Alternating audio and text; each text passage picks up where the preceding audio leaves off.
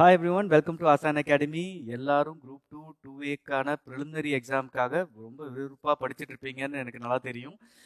இந்த last 5 days to go இல்லையா, இப்போ நம்மளுக்கு இந்த 5 days to goல நிறைய பேரோட மனநிலையை வந்து நான் கண்டிப்பா இப்போ டிஸ்கஸ் பண்ணியே ஆகணும். ஏன்னா மாடல் எக்ஸாம் நேற்று தான் முடிஞ்சிருக்குல்ல. ஸோ அதை பத்தி நம்ம டிஸ்கஸ் பண்றதுக்கான இது ஒரு ஷார்ட் வீடியோ. ஸோ இந்த வீடியோ வந்து ஒரு அட்லீஸ்ட் ஒரு 40 to 50% of the students current ஸ்டூடெண்ட்ஸ்க்கு வந்து இது ரொம்ப ரொம்ப கரெக்டான வீடியோவா இருக்கும் நான் நினைக்கிறேன். ஏன்னா லாஸ்ட் மினிட்ல இந்த வீடியோ போட்டால் உங்களுக்கு வந்து எந்த பயனுமே இருக்க போறது இல்லை. ஸோ முடிஞ்ச அளவுக்கு லாஸ்ட் மினிட் டைம்ல சோஷியல் மீடியாஸ் எதுவுமே பார்க்காம அவாய்ட் பண்றது உங்களுக்கு வந்து ரொம்ப ரொம்ப safe. So 5 days to go என்னெல்லாம் ஆயிருக்கு, என்னெல்லாம் ஆக போகுது இந்த 5 daysல, உங்களுக்கு என்னெல்லாம் இஷ்யூஸ் இருக்கலாம் அப்படின்னு இந்த எக்ஸாம் நீங்க ப்ரிப்பேர் பண்றவங்க, ரொம்ப சீரியஸா ப்ரிப்பேர் பண்றவங்க வந்து இந்த வீடியோ மிஸ் பண்ணாம பாருங்க, எல்லாருக்கும் ஷேர் பண்ணுங்க. ஓகே, ஃபர்ஸ்ட் ஆஃப் ஆல் என்ன ஆயிருக்கும், நேற்று வந்து நிறைய பேர் வந்து மாடல் எக்ஸாம் எழுதிருப்பீங்க கரெக்டா. ஸோ இந்த மாடல் எக்ஸாம் எழுதுனால நிறைய பேருக்கு வந்து டிஃப்ரெண்ட் ஒப்பீனியன்ஸ் இருக்கும். இந்த மாடல் எக்ஸாம் மேல வெவ்வேறு இன்ஸ்டியூட்ல எழுதிருப்பீங்க, வெவ்வேறு பேட்டர்ன்ல எழுதிருப்பீங்க. ஸோ அதால வந்து சில பேர் வந்து ரொம்ப மார்க்ஸ் ரொம்ப கம்மியாக வாங்கியிருக்கலாம், சில பேர் வந்து ரொம்ப ரொம்ப ஹையாக வாங்கியிருக்கலாம். நீங்க தான் இப்போ வந்து ஒரு டாப்பரு அப்படின்னு கூட நினைச்சிருக்கலாம். சில பேர் கம்மியான மார்க் வாங்கினவங்கலாம் வந்துட்டு ஐயோ கண்டிப்பா எனக்கு இந்த சர்வீஸ் கிடைக்க போறது இல்லை, இதுக்கு மேல நான் இதை வந்து படிச்சு என்ன பிரயோஜனம், சரி சும்மா ஓட்டும் அப்படின்னு சொல்லிட்டு இருக்கிறவங்களும் இருக்கலாம். ஸோ நான் என்ன சொல்ல வரேன்னா, ஃபர்ஸ்ட் இந்த மாடல் எக்ஸாம்ன்றது வந்து it is only to understand நீங்க ஒரு எக்ஸாமை எப்படி நீங்க வந்து எதிர்கொள்றீங்க அப்படின்றது ஃபர்ஸ்ட் ஒரு விஷயம் தான் இது. இன்னொன்று வந்து எந்த இன்ஸ்டியூட்ல கொடுக்குற கொஸ்டின்ஸும் வந்து அங்கதான் ரிப்பீட் ஆக போகுது அப்படின்றது எந்த கான்செப்டுமே இல்லை. இது வரைக்குமே எந்த இன்ஸ்டியூட் கொடுத்ததும் அப்படியே போய் டிக்டோவா ஒரு 30% 40%லாம் வந்ததா சரித்திரமே இல்லை. ஓகே, அது மாதிரி வந்தா உங்களுக்கு தெரியும், அப்ப கண்டிப்பா அதுல ஏதோ பிரச்சனை இருக்குன்னு சொல்லிட்டு தான், சரியா. ஸோ அதால அந்த ஒரு மாடல் எக்ஸாமை வச்சு உங்களை ஜட்ஜ் பண்றது வந்து ரொம்ப பெரிய தப்பா இருக்கும். அதே மாதிரி இப்போ சில இடத்துல எல்லாம் வந்துட்டு ரொம்ப ஸ்டாண்டர்டா வச்சிருப்பாங்க கொஸ்டின் பேப்பர். இப்போ பாத்தீங்களா, எக்ஸாம்பிள் ஆசான் அகாடமியில கம்பேரிட்டிவ்லி அதர்ஸ் நீங்க பாத்தீங்கன்னா ரொம்ப ஸ்டாண்டர்டா இருக்கும். ஸோ அதெல்லாம் இங்க வந்து ஒரு ஓவராலா ஆவரேஜா நீங்க வந்து ஒரு 60% எடுத்தா கூட நீங்க ரொம்ப ரொம்ப நல்லா படிச்சிருக்கீங்க அப்படின்றது தான் அர்த்தம். ஸோ எங்களை பொறுத்த வரைக்கும் வந்து நீங்க வந்து அங்க டாப்பர் ஆகணும், நீங்க கம்பேரிட்டிவ்லி டாப்பர் ஆகணும்ன்ற கான்செப்டே இல்லை. ஸோ அதால please understand this effect of model exam. So effect of model exam என்னெல்லாம் இருக்கும், உங்க ஸ்கோர்ஸ் வந்து கம்மியா இருந்திருக்கலாம், இல்ல புது டைப் ஆஃப் கொஸ்டின்ஸ் நீங்க பார்த்துருக்கலாம், சரியா. நீங்க இது வரைக்குமே பார்க்காம ஒரு கொஸ்டின்ஸ் இருக்கலாம், அது வந்து ஒரு புது டைப் ஆஃப் கொஸ்டின்ஸா இருந்திருக்கலாம். ஆர் இந்த மாடல் எக்ஸாம்ல வந்துட்டு நீங்க வந்து மேபி பேப்பரே கம்ப்ளீட் பண்ணாம இருந்திருக்கலாம். ஓகேவா, பேப்பர் கம்ப்ளீட் பண்ணாம இருந்திருக்கலாம். ஸோ இந்த மாதிரி எந்த இஷ்யூஸ் இருந்தாலும் அதுதான் அங்க வந்து உங்களோட கரண்ட் எக்ஸாம்ல வரப்போற செப்டம்பர் 28 அன்னைக்கு எக்ஸாம்ல இதுதான் நடக்கும் அப்படின்றதுலாம் எதுவுமே இல்லை. ஸோ அதை பத்தி நீங்க வரி பண்ணணுன்றது வந்து எதுவுமே இல்லை. பட் இந்த மாடல் எக்ஸாம் கண்டிப்பா உங்களுக்கு வந்து ஒரு விழிப்புணர்வா இருக்கணும், கரெக்டா. ஸோ இந்த மாடல் எக்ஸாம்ல வந்து நான் சரியா பண்ணல, பட் மேபி இதே கொஸ்டின் பேப்பர் வரப்போறது இல்லை. ஸோ நீங்க ஆனா நீங்க நல்லா படிச்சிருக்கீங்களா அப்படின்றது வந்து இது ஒரு டெஸ்ட் தான் உங்களுக்கு. ஸோ இது வந்து ஃபைனல் இல்லை. ஸோ அதால வந்து இதை பார்த்து நீங்க வந்து வரி பண்ண வேண்டாம். So that is the first learning உங்களுக்கு. ஏன்னா யூஸ்வலா என்ன பண்ணுவாங்க, அந்த மாடல் எக்ஸாமுக்கு அப்புறம் வந்துட்டு நிறைய பேர் வந்து ரொம்ப டிமோட்டிவேட்டடா இருப்பீங்க இல்லையா. ஸோ அது வந்து கண்டிப்பா அது வந்து அவசியம் இல்லை அப்படின்றது வந்து என்னோட இது. நெக்ஸ்ட் வந்து பாத்தீங்கன்னா எஃபெக்ட் ஆஃப் கம்பேரிஷன். இப்போ இந்த மாடல் எக்ஸாம்ல வந்துட்டு பாத்தீங்கன்னா உங்களோட ஸ்கோர்ஸ் வந்திருக்கும், அப்புறம் உங்க ஃப்ரெண்ட்ஸ் யாருன்னா வந்து இந்த அதே எக்ஸாம் எழுதிருப்பாங்க, வெவ்வேறு இன்ஸ்டியூட்ல எழுதிருப்பாங்க, அவங்க வந்து வேற ஒரு பெர்சன்டேஜ்ல எடுத்திருப்பாங்க, நீங்க வந்து பெர்சன்டேஜ் கம்மியா எடுத்திருப்பீங்க. ஸோ அதை வந்து நீங்க comparison is the biggest killer in any exam or any லைஃப்லயே வந்துட்டு நம்ம ஒருத்தங்களா பெட்டரா இருக்கணும்னு தான் நினைக்கிறோம் தவிர்த்து நம்ம வந்து இன்னி விட நம்ம நாளைக்கு பெட்டரா இருக்குமான்றது நம்ம பாக்குறதே இல்லை இல்லையா. ஸோ அதால வந்து this comparison is going to bring you to hell. Because ஏன்னா 2-3 விஷயம் நீங்க புரிஞ்சுக்கணும். இப்போ அந்த ஸ்டூடெண்ட் வந்து இப்போ மேபி ஒருத்தங்க டாப்பரா இருக்காங்கன்னு வச்சுக்கோங்களேன், அவங்க வந்து மேபி வருஷ கணக்குல படிச்சிருக்கலாம். ஸோ அதால வந்து அவ்வளோ பேஸ் இருந்திருக்கலாம். நீங்க வந்து மேபி லாஸ்ட் ஒரு 5 months படிச்சிருப்பீங்க, ஒரு நியூ பேட்ச் ஸ்டூடெண்டா இருப்பீங்க. So that doesn't mean that you are not going to clear the preliminary, சரியா. ப்ரிலிம்ஸ் வந்து நான் இதால வந்து ப்ரிலிம்ஸ் வந்து எனக்கு போயிட போகுது, ஏன்னா அவர் வந்து என்னோட அதிகமா மார்க் வாங்கிட்டாரு அப்படின்ற ஒரு கான்செப்ட் இல்லை. இன்னொன்று வந்து இந்த கம்பேரிசன் ஆஃப் பியர்ஸ் நான் அப்படின்னு சொல்லும் போது நான் இன்னொன்று சொல்ல விரும்புறேன். என்னன்னா நிறைய வந்து நம்ம ஸ்டூடெண்ட்ஸ், நம்ம பேட்ச்மேட்ஸ் இருப்பாங்க, இல்லை வந்துட்டு ஃப்ரெண்ட்ஸ் இருப்பாங்க, பியர்ஸ் இருப்பாங்க. அவங்க எல்லாம் வந்து என்ன சொல்லுவாங்க, ஏய் நீ இதெல்லாம் படிக்கலையா, நான் இதெல்லாம் படிச்சுட்டேன், இப்போ யூனிட் 6ல வந்துட்டு தான் இருக்கிறதுலே அதிகமா இருக்கு, இன்ஃபேக்ட் பாலிசி டாக்குமெண்ட்ஸ் நான் எல்லாத்தையும் தரவு பண்ணிட்டேன் அப்படின்னு சில பேர்லாம் நிஜமாலே சொல்றேன்.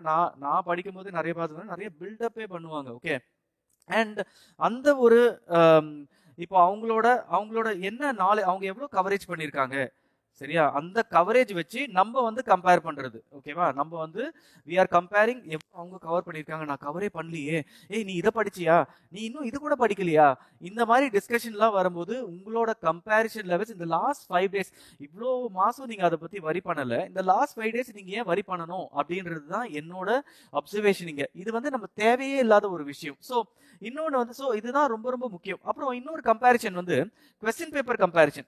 இந்த மாடல் எக்ஸாம் நான் ஏற்கனவே சொன்ன மாதிரி டிஃப்ரெண்ட் கொஸ்டின் பேப்பர் வெவ்வேறு இன்ஸ்டியூட்ஸ்ல பண்ணுவாங்க, வெவ்வேறு பப்ளிகேஷன்ஸ்ல பண்ணுவாங்க. ஸோ அப்போ நீங்க வந்து இவங்களோட கொஸ்டின் பேப்பர் பார்த்து இவங்களோட கொஸ்டின் பேப்பர் பார்த்து இவங்களது பெட்டரா இருக்கு, அவங்களது பெட்டரா இருக்கு, இதை கம்பேரிஷன் பண்றது, இதெல்லாம் நம்ம வந்து ஸ்டாட்டிஸ்டிக்ஸ் நம்ம ஒன்று அனாலிஸ்ட் இல்லைல்ல. ஸோ நம்மளுக்கு வந்து இருக்கிறது 5 நாள். இந்த 5 நாள்ல நம்ம என்ன பண்ண முடியுமோ அதுதான் பண்ண முடியும். ஸோ இது வந்து செகண்ட் பாயிண்ட். தேர்ட் பாயிண்ட் வந்து எஃபெக்ட் ஆஃப் நியூ மெட்டீரியல்ஸ். இந்த லாஸ்ட் 5 டேஸ்லயோ இந்த லாஸ்ட் 10 டேஸ்ல கூட நீங்க எதனா ஒரு நியூ மெட்டீரியல்ஸ் நீங்க பார்த்துருக்கலாம்னா, புதுசா இருக்கலாம், புது ஒரு ஒன்லைனர் பார்த்துருக்கலாம், இல்ல ஒரு கொஸ்டின் பேங்க் பார்த்துருக்கலாம்.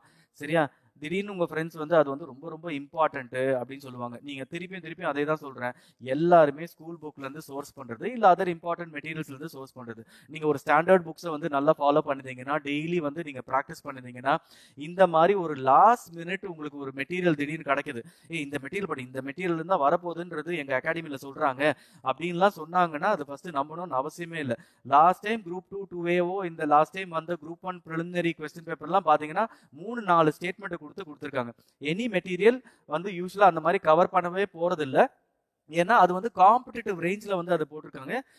எப்பவுமே எல்லா மெட்டீரியல்ஸ் என்ன பண்ணுவாங்கன்னா 100% கவரேஜ் வந்து மேக்ஸிமம் ட்ரை பண்ணுவாங்க. ஸோ தட் மீன்ஸ் நினைச்சு பாருங்க, ஒரு கொஸ்டினுக்கு 4 ஸ்டேட்மெண்ட்லாம் யூஸ்வலா கொடுக்கவே மாட்டாங்க, 2 ஸ்டேட்மெண்ட் கொடுத்து கவர் பண்ண பார்ப்பாங்க. அதே மாதிரி ஒரு புக் வந்து எவ்வளவு பேஜ் சைஸ்ல பண்ண முடியும், டோட்டலா ஒரு 800 பேஜஸ் பண்ண முடியும். சரியா, ஸோ இப்போ இங்கிலீஷ் புக்லாம் 900,000 பேஜஸ்லாம் போயிருக்குல்ல. ஸோ அதை தாண்டி என்ன 2000 பேஜ் 3000 பேஜா போட முடியும், அதெல்லாம் போட முடியாது. ஸோ அதால இப்போ வந்து லாஸ்ட் மினிட்ல வந்து ஒரு நியூ மெட்டீரியலை பார்த்து நீங்க பயப்படணும்னு அவசியமே இல்லை. Effect of completion of portions வந்து இப்போ சில பேர் வந்து லெட்ஸே இங்கிலீஷ்ல மேக்ஸிமம் இங்கிலீஷ்ல தமிழ்லயே வந்துட்டு நீங்க மேக்ஸிமம் கம்ப்ளீட் பண்ணிருப்பீங்க, உங்களுக்கு தெரியும் அது எவ்வளவு இம்பார்ட்டன்ட் சொல்லிட்டு. பட் ஜெனரல் ஸ்டடீஸ்ல சில போர்ஷன்ஸ் வந்து நீங்க கம்ப்ளீட் பண்ணிருக்க மாட்டீங்க. ஸோ இந்த லாஸ்ட் 5 டேஸ்ல நான் எப்படி இதை கம்ப்ளீட் பண்ணுவேன் அப்படின்னு நினைச்சு ரொம்ப கவலையா இருப்பீங்க. சரியா, ஸோ நீங்க என்ன நினைக்கணும், இந்த லாஸ்ட் 5 மினிட்ஸ்ல நீங்க இது கம்ப்ளீட் பண்ணாதது லாஸ்ட் 5 டேஸ்ல உங்களால கம்ப்ளீட் பண்ண போறது இல்லை. ஸோ இருக்கிறத வச்சு நம்ம எவ்வளோ கான்பிடென்ட்டா இருக்க முடியுமோ அந்த கான்பிடன்ஸ் தான் பில்டப் பண்ணும். இன்னொன்னு புரிஞ்சுக்கோங்க, யாராலையுமே இந்த போர்ஷன்ஸை ஓகே திஸ் என்டையர் சிலபஸை வந்து யாராலுமே 100% கவரேஜ் வந்து வாய்ப்பே இல்லை. ஓகே, அப்போ எது sir actual coverage of the syllabus? Any competitive exam நீங்க 60% மேல சிலபஸை கவர் பண்ணாலே நீங்க ஒரு ப்ரிலிம் ஸ்டேஜ்ல கிளியர் பண்ணக்கூடிய தகுதி உள்ள ஒரு கேண்டிடேட். ஸோ அதால வந்து நீங்க இதை பத்திலாம் ரொம்ப வரி பண்ணணும்னு அவசியம் இல்லை. யாருன்னா அதை சொன்னாங்கன்னா கூட ஜஸ்ட் இக்னோர் இட். இன்னொன்று இது ரொம்ப ரொம்ப important, effect of previous TNPSC exam experience. போன தடவை வந்த குரூப் 4 ஜெனரல் இங்கிலீஷ் பேப்பரோ, that is general English paper, okay, அப்புறம் இன்னொரு குரூப் 4 ஜெனரல் இங்கிலீஷ் பேப்பரோ இல்ல ஜெனரல் தமிழ் பேப்பரோ, தமிழ் இல்ல இங்கிலீஷ் பேப்பர், ரெண்டுமே ரொம்ப ரொம்ப டஃபா இருந்தது. ஜெனரல் இங்கிலீஷ் பேப்பர் வந்து ரொம்ப லென்த்தியா இருந்தது. ஜெனரல் தமிழ் பேப்பர் வந்து எங்கேருந்து கேட்டாங்கன்னே அவங்களுக்கு புரியல. அதெல்லாம் தெரியும் உங்களுக்கு, எவ்வளோ இஷ்யூஸ்லாம் ஓடிச்சு மீடியால. ஸோ நம்ம வந்து நிறைய பேர் எனக்கு தெரிஞ்ச ஸ்டூடெண்ட்ஸ் வந்து இன்னும் கூட அந்த கவலையிலே தான் இருக்காங்க. ஐயோ இந்த குரூப் 4 எக்ஸாம்ல இந்த வர குரூப் 2 2A ப்ரிலிமினரி எக்ஸாம்ல அந்த மாதிரி கேட்டுருவாங்களோ, ஸோ இல்லை அந்த மாதிரி வந்துருச்சுன்னா நான் எப்படி இதை ஹேண்டில் பண்ணுவேன் அப்படின்னு சொல்றதெல்லாம் ஃபர்ஸ்ட் ஆஃப் ஆல் இதை பத்தி நீங்க மறந்துடலான்னு தான் எனக்கு தோணுது. ஏன்னா any exam for that matter நீங்க வந்து என்னன்னா ஒரு 100 சில பேருக்கு 30% ஆஃப் த கொஸ்டின் தெரியலன்னு வச்சுக்கோங்க. லாஸ்ட் டைம் குரூப் 4ல வந்து கிட்டத்தட்ட எல்லாருக்குமே வந்து 70% ஆஃப் த கொஸ்டின் தான் தெரிஞ்சது. அப்போ 30% ஆஃப் த கொஸ்டின் யாருக்குமே தெரியல இல்லையா, இல்ல செப்பரேட்டா ஒரே ஒரு அகாடமி ஸ்டூடெண்ட்ஸ்க்கு மட்டும் தெரிஞ்சது, அப்பெல்லாம் தான் உங்களுக்கு பிரச்சனையை தவிர்த்து. பட் ஓவராலா யாருக்குமே தெரியலன்னா காம்படிஷன் இஸ் லெவல் பிளேயிங் தான். ஸோ அதெல்லாம் நீங்க வந்து எங்கேருந்து வருது எங்கேருந்து வராது அப்படின்ற ஆராய்ச்சி இல்லாம உங்க சிலபஸ் எடுத்து படிச்சுட்டு ஸ்கூல் புக்கை நீங்க கம்ப்ளீட்டா படிச்சுட்டு டிகிரி ஸ்டாண்டர்ட்ல ஒரு நல்ல இம்பார்ட்டன்ட் புக்ஸ் அது எல்லாமே கவர் பண்ணிட்டு நல்ல கொஸ்டின் பேங்க்ஸ் நீங்க ஃபாலோ பண்ணாலே நீங்க இதை பத்தி வரி பண்ணணும்னு அவசியம் இல்லை. ஏன்னா for exam to exam this keeps changing. இந்த டைம் வந்து ஐ எம் எக்ஸ்பெக்டிங் தட் இவ்வளோ பப்ளிக் க்ரை இருந்துட்ட பிறகு உங்களுக்கு வந்து மேபி இந்த டைம் எக்ஸாம் கொஞ்சம் மேபி ஈஸியாக இருக்கலாமோ அப்படின்னு. ஆனால் லாங்குவேஜ் இதில் வந்துட்டு நீங்கள் என்ன புரிஞ்சுக்கணும்னா 1 hour 15 minutesக்குள்ளே நீங்கள் அந்த 100 questions முடிச்சே ஆகணும். இல்லைனா உங்களால் ஜிஎஸ் வந்து பண்ணவே முடியாது. ஸோ மேபி ஜிஎஸ்ல வந்து பயங்கர டஃப்பாக கூட வைக்கிறதுக்கு வாய்ப்புகள் இருக்கு. இன்னொன்று நெக்ஸ்ட் வந்து பார்த்தீங்கன்னா effect of lower confidence. Last மினிட்ல படிக்கிறதால சில பேர் எஸ்பெஷலி இப்போ எக்ஸாம்பிள் எங்கள் இங்கிலீஷ் பேட்ச்ல வந்து சில ஸ்டூடெண்ட்ஸ் வந்து ஏப்ரல் மார்ச்லேயே கிளாஸ் ஸ்டார்ட் பண்ணியாச்சு. ஸோ இதை தாண்டி வந்து சில பேர் வந்து லேட்டாக ஜாயின் பண்ணாங்க. நிறைய பேர் அதால வந்துட்டு they are lower in confidence. That has nothing to do with this. நான் திருப்பியும் சொல்றேன், யாருமே இந்த லாஸ்ட் மினிட் படிக்கிறவங்களா இதாக இருக்கிறதாலும் உங்கள் கான்ஃபிடன்ஸ் அதுக்குன்னு கம்மி பண்ணணுன்றது அவசியமே இல்லை. இப்போதான் நீங்கள் இன்னும் ஓவர் கான்ஃபிடென்ட்டாக இருக்கணும்னு சொல்கிறேன். என்னால் கண்டிப்பாக முடியும், நான் வந்து ட்ரை பண்ண போகிறேன். ஏன்னா இந்த லோவர் கான்ஃபிடென்ஸாக இருக்கிறதால கண்டிப்பாக உங்களுக்கு மேபி ஒரு 5 மார்க் 6 மார்க் கம்மி தான் ஆக போகுது. அதை பற்றி யோசிச்சு ஒன்றும் பிரயோஜனம் இல்லை. நீங்கள் என்ன நினைக்கணும், இந்த 4 மாதம் தான் நான் படிச்சிருக்கிறேன், இந்த 4 மாதம் நான் ஒழுங்காக படிச்சிருக்கேனா, ஓகே நான் முடிஞ்ச அளவுக்கு நான் எழுதுவேனா, இவ்வளோதான். நீங்கள் ரிசல்ட்டை பற்றி யோசிச்சுட்டே இருந்தால் உங்களுக்கு வந்து சான்ஸே இருக்க போகிறது இல்லை லைஃப்பில். Okay next let's see. இதுதான் என்னோட ஃபேமஸான இது. யூஸ்வலா நம்ம சொல்லுவது it's not over till it's over, the battle is always there on அப்படின்னு சொல்லுவாங்க. எப்போ இப்போ எக்ஸாம் எழுதுறேன். லாஸ்ட் டைம் இந்த மாடல் எக்ஸாம் எழுதிட்டு கூட 2-3 ஸ்டூடெண்ட்ஸ் சொன்னாங்க, நான் ரொம்ப கம்மியாக வாங்கினேன், என்னால் கரெக்டாக தெரியல, நான் வந்து கிளியர் பண்ணுவேன்னு தெரியல. நான் தான் சொன்னேன், ஏப்பா why should you worry about something as a model exam. நீங்கள் வந்து மெயின் எக்ஸாம் தான் வரப்போகுது. It's not over till it's over. So அந்த எக்ஸாம் முடிகிற வரைக்குமே உங்களுக்கு என்ன நடக்க போகுதுன்னு தெரியாது. ஸோ என்ன நடக்க போகுதுன்னு தெரியாதுன்றதை தாண்டி நீங்கள் உட்காந்துட்டு இந்த 5 நாளுக்கு அப்புறம் வர வேண்டிய விஷயத்த இன்னைக்கே நீங்கள் உட்காந்து யோசிச்சுட்டு இருக்கிறது, அது கூட ஒரு முட்டாள்தனம் எதுவுமே இல்லை. Just leave it, believe in your self. Okay, இது ரொம்ப ரொம்ப முக்கியமான இது. So when you are going for confidence, higher கான்ஃபிடன்ஸாக இருக்கும்போது நீங்கள் ரொம்ப you need a lot of self belief and பர்சிஸ்டன்ஸாக இருக்கணும். ஓகே, நான் கண்டிப்பாக இந்த எக்ஸாமுக்கு ப்ரிலிமினரி நான் கிளியர் பண்ண போகிறேன், டாப் 10% குவார்டைலில் நான் உள்ளே வந்தே ஆக போகிறேன். அப்புறம் இன்னொன்று ரொம்ப முக்கியமான இது, adjust study hours to exam pattern. அப்படின்னா என்ன அர்த்தம்னா, நிறைய பேர் இப்போ நிறைய பேர் எனக்கு தெரிஞ்சு நைட்டில் படிக்கிற பழக்கம் இருக்குது, நிறைய பேர் ரொம்ப ஏர்லி மார்னிங்கில் படிக்கிறதும் பழக்கம் இருக்குது. ஆனால் நம்ம எக்ஸாம் எப்போ எழுத போகிறோம், 9:30 to 12:30 இல்லை 10 to 1 PM தான் நம்ம எழுத போகிறோம். ஸோ அப்போது உங்களோட ஸ்லீப் சைக்கிள், உங்களோட ஸ்டடி சைக்கிள் அதுக்கு ஏற்ற மாதிரி இருக்கணும். அதே மாதிரி நீங்கள் எழுதுகிற டெஸ்ட்டோ எது இருந்தாலும் கொஸ்டின் சால்விங் வந்து 10 to 1 அதுக்கு மாதிரி வச்சுக்கோங்க. உங்களோட படிப்பு டைம் எல்லாமே வந்து டே டைமில் இருக்கணும். That is from 7 to 10. That means நீங்கள் வந்து இந்த நெக்ஸ்ட் 5 டேஸ்க்கு நீங்கள் மினிமம் 6 o'clock எந்திரிக்கணும். யாரெல்லாம் 4 மணிக்கு எந்திரிக்கணுமோ அதெல்லாம் அவாய்ட் பண்ணுங்க. எக்ஸாமுக்கு முந்தின நாள் வரைக்குமே வந்து 4 மணி வரைக்கும் படிக்கிறது இதெல்லாம் பண்ணீங்கன்னா என்ன ஆகும்னா, நீங்க என்ன நினைச்சாலும் உங்க பாடி வந்து கேட்காது. உங்க பாடி வந்து ஒர்க் சொன்னால் ஒரு கிளாக் 2 நாள் அதை பழக்கப்படுத்திங்கன்னா 3வது நாள் 4 மணிக்கு எந்திரிக்கிற பாடினா 4 மணிக்கு எந்திரிச்சே ஆகும். 6 மணிக்கு தான் எந்திரிக்கும்னா நீங்க என்ன பிடிச்சி எழுப்பினாலும் 6 மணிக்கு தான் எந்திரிக்கும். ஸோ நீங்க வந்து கரெக்டா அதுக்கு தகுந்த மாதிரி செட் பண்ணிக்கோங்க. போய் எக்ஸாம் ஹாலில் போய் தூங்காதீங்க, சரியா? நீங்க எவ்வளோ படிச்சாலும் வேஸ்ட்டு. 4 மணிக்கு எந்திரிச்சிட்டு நீங்க உட்காந்து படிச்சுட்டு அன்னைக்கு எக்ஸாம் நாள் அன்னைக்கு படிச்சுட்டு போய் 10 மணிக்கு எக்ஸாம் எழுதும் போது மைண்ட் வந்து ரொம்ப ஃப்ரெஷ்ஷாக இருக்கணும். எப்பவுமே தூங்கி எந்திரிச்ச மைண்டு தான் ஃப்ரெஷ்ஷு. தூங்கி எந்திரிச்சிட்டு படிச்சுட்டு போய் எக்ஸாம் எழுதுற மைண்டு ஃப்ரெஷ்ஷே இல்லை. ஓகே, ஸோ அதை நீங்கள் கிளியராக புரிஞ்சுக்கணும். அண்ட் த மோஸ்ட் இந்த ரீட் ஒன்லி கோர் ஏரியாஸ்ன்னு சொல்றது வந்து, இப்போ நானா இருந்தா நெக்ஸ்ட் 5 நாள் நான் எப்பவுமே எல்லா ஸ்டூடெண்ட்ஸ்க்கு சொல்றதுதான், ஒரு ஜென்ரல் இங்கிலீஷோ ஜென்ரல் தமிழோ படிப்பேன், மேக்ஸை படிப்பேன். அப்புறம் எனக்கு வந்து இப்போ இந்த யூனிட் 6 யூனிட் 4, 5, 6 அப்படின்னு சொல்லிட்டு ஸ்பிளிட் பண்ணி படிக்கிறது கூட எனக்கு டைம் இருக்காது. அப்போ நான் என்ன பண்ணுவேன்? ஓகே, நான் என்ன பண்ணுவேன்னா 6 to 10 ஸ்டாண்டர்ட் சோஷியல் ஸ்டடிஸ் புக்கை ஃபர்ஸ்ட் கடன்னு ஓட்டுவேன். ஓகே, ஏன்னா எனக்கு தெரியும் அதில் யூனிட் 6 கவர் ஆகும், சோஷியல் ஸ்டடிஸ் கவர் ஆகும், என்னோட எல்லா ஏரியாவும் கவர் ஆகும். அதை தாண்டி எனக்கு டைம் இருந்ததுன்னா 11th and 12th ஹிஸ்ட்ரி படிப்பேன், 11th and 12th பாலிட்டி படிப்பேன், எக்கனாமிக்ஸ் எடுத்து படிப்பேன்.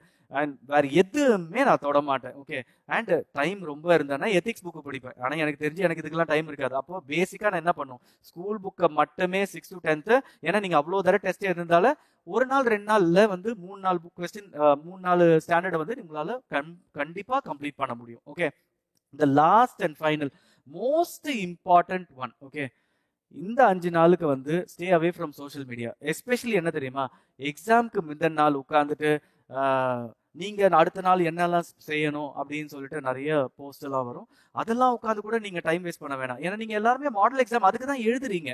கரெக்டா? நீங்க வந்து மாடல் எக்ஸாம் எழுதுறது என்னத்துக்கு, என்ன ரீசனுக்காக? ஸோ நீங்க அடுத்த வாரம் வந்து கரெக்டா நீங்க அந்த எக்ஸாம் எழுதணுன்றதுக்காக தானே நீங்க எழுதுறீங்க.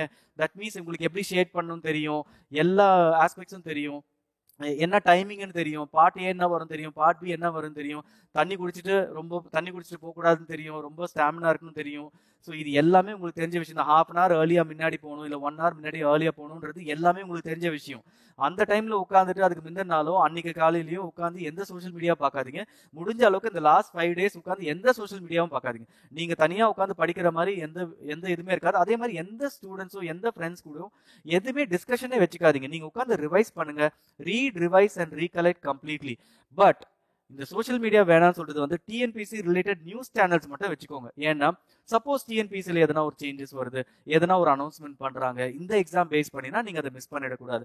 ஸோ டிஎன்பிசியோட சேனல்ல இருந்துக்கோங்க, இல்லை எனி ஸ்டடி சேனல்ஸோ அகாடமி சேனல்ஸ்ல எடுத்துக்கோங்க. அவங்க போடுற லாஸ்ட் மினிட் டிப்ஸ் இதெல்லாம் உட்காந்து பார்க்கணும்னு அவசியம் இல்லை. எனி டிஎன்பிசி ரிலேட்டட் கம்யூனிகேஷன் இருந்தால் மட்டும் பார்த்துட்டு டைம் வேஸ்ட் பண்ணாமல் படிங்க. கண்டிப்பா உங்களால ப்ரிலிமினரி கிளியர் பண்ண முடியும். I wish you all the best. இந்த 5 டேஸ் வந்து ரொம்ப நிம்மதியா அமைதியா படிங்க. கண்டிப்பா you will clear your preliminary. Best wishes from ஆசான் அகாடமி.